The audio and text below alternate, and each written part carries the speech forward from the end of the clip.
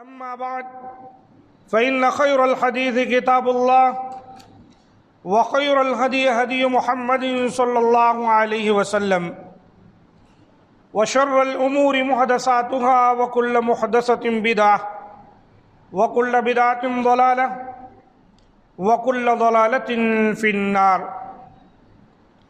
قال الله تبارك وتعالى في القرآن المجيد والفرقان الحميد: فأعوذ بالله السميع العليم من الشيطان الرجيم من همزه ونفخه ونفثه. بسم الله الرحمن الرحيم. زين للناس حب الشهوات من النساء والبنين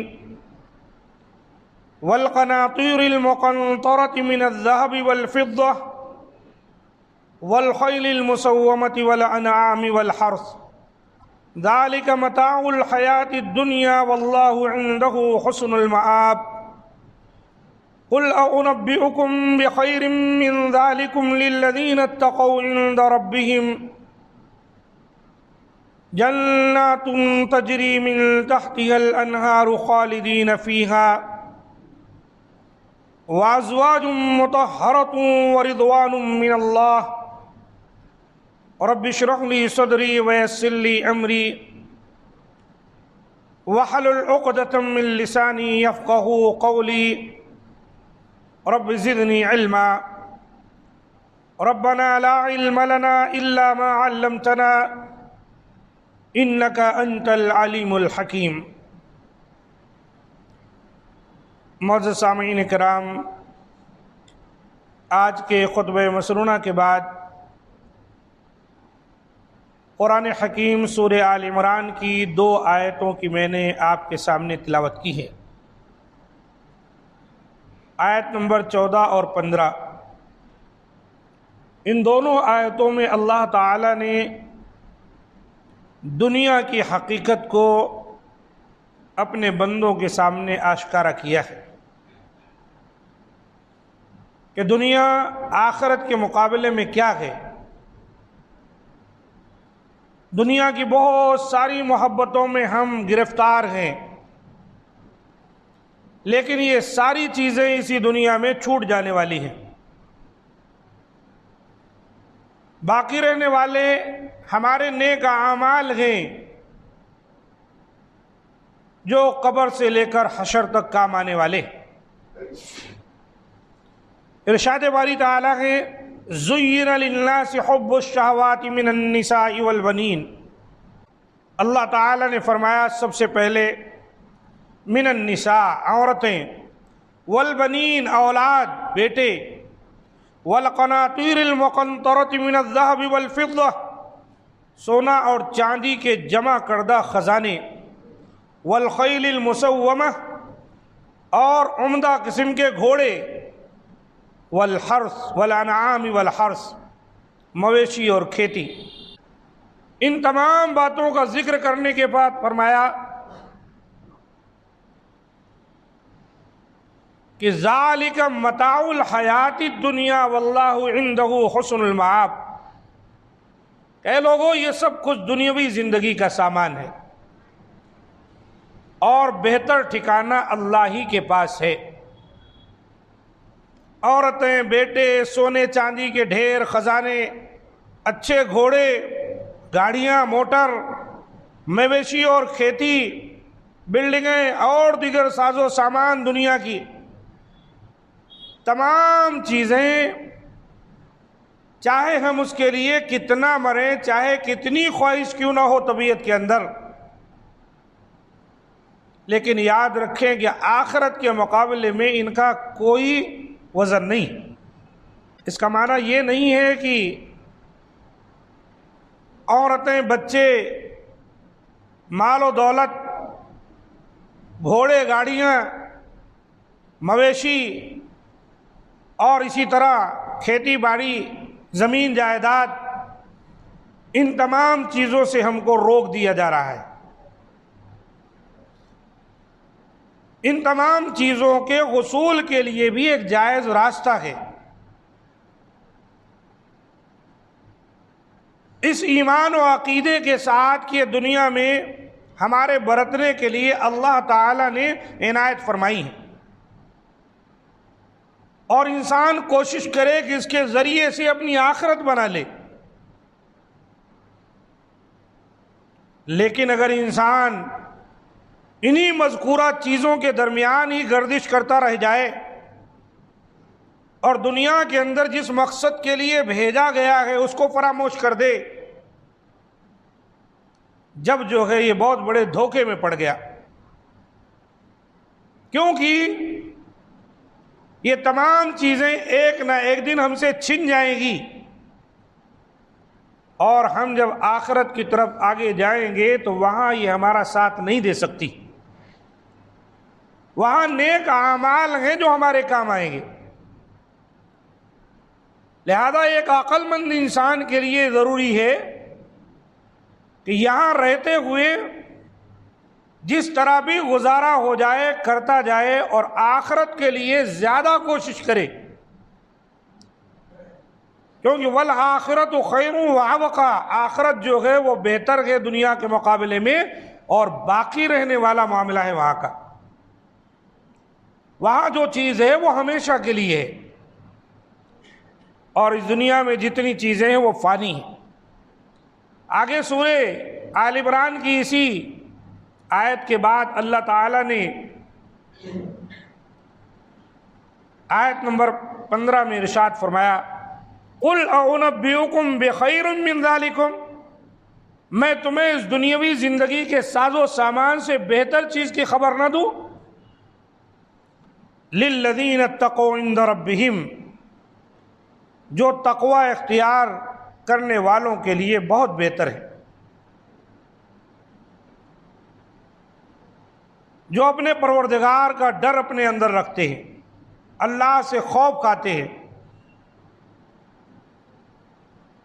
تو ایسے لوگوں کے لیے جنات تجری من تحتها الانہار، آخرت میں ایسی جنتیں ہیں، ایسے باغات ہیں جن کے نیچے سے نہریں بہہ رہی ہیں، خالدین فیہا، اور وہ ہمیشہ اس میں رہنے والے ہیں، وازواج مطہرہ، اور اللہ تعالیٰ نے وہاں پاکیزہ بیویاں بھی ان کے لیے میسر کی ہیں، ورضوان من اللہ، اور سب سے بڑی بات یہ ہے کہ اللہ تعالیٰ کی رضا مندی بھی ان کو وہاں حاصل ہوگی۔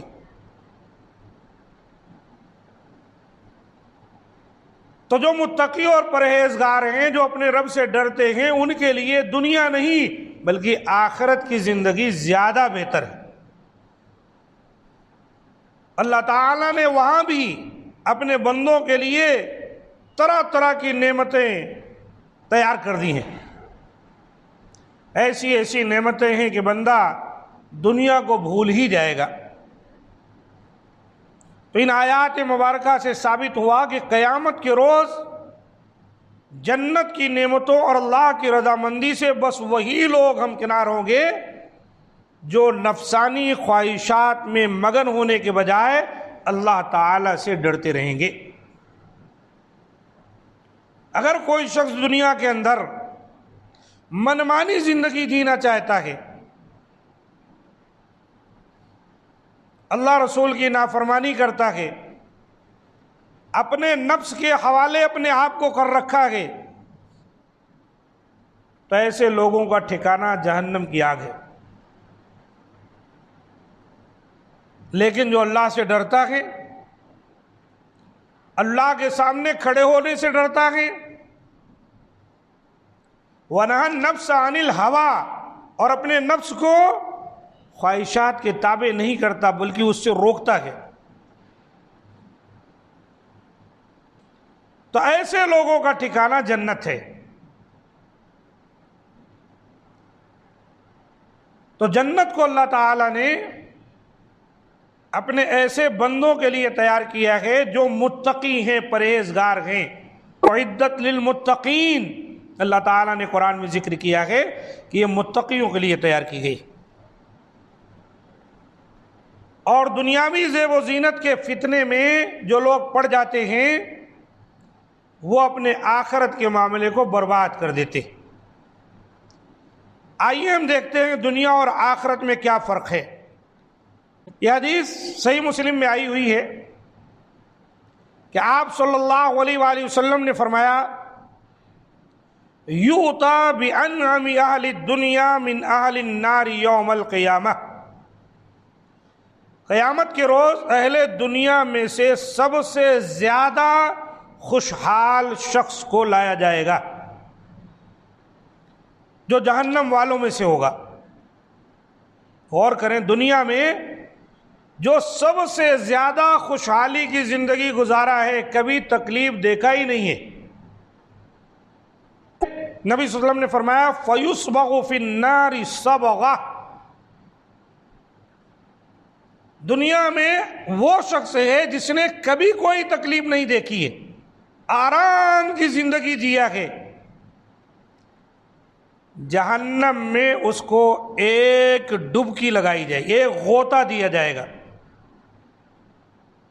بس فرشتے لے جا کر جہنم میں ڈال کر نکال لیں گے۔ ثم یقال یا ابن آدم، پھر اس سے کہا جائے گا اے آدم کے بیٹے، هل رأيت خيرا قط، هل مر بك نعيم قط، کیا تم نے کبھی خیر دیکھی ہے؟ کیا تجھ پر کبھی خوشحالی کا دور گزرا ہے؟ فیقول لا واللہ یا ربی، کہے گا اللہ کی قسم کبھی میں کوئی بھلائی پایا ہی نہیں ہوں۔ دنیا میں جو سب سے اچھی زندگی گزارا ہے، سب سے نعمتوں میں بھری ہوئی زندگی گزارا ہے، تکلیف نام کی چیز کو جانتا نہیں ہے، جہنم میں ایک غوطہ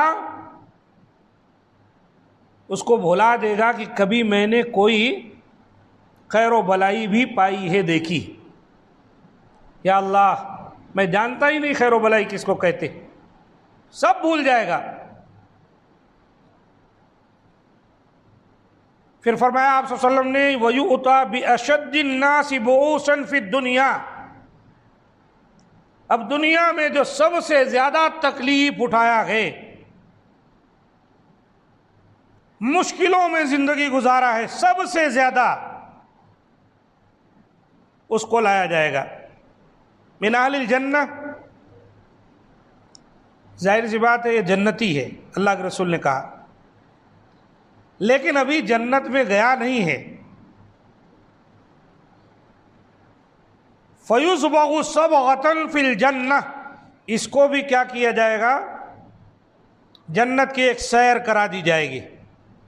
ایک غوطہ کا معنی ہے جنت میں ذرا گھما پھرا کر لا لیا جائے گا۔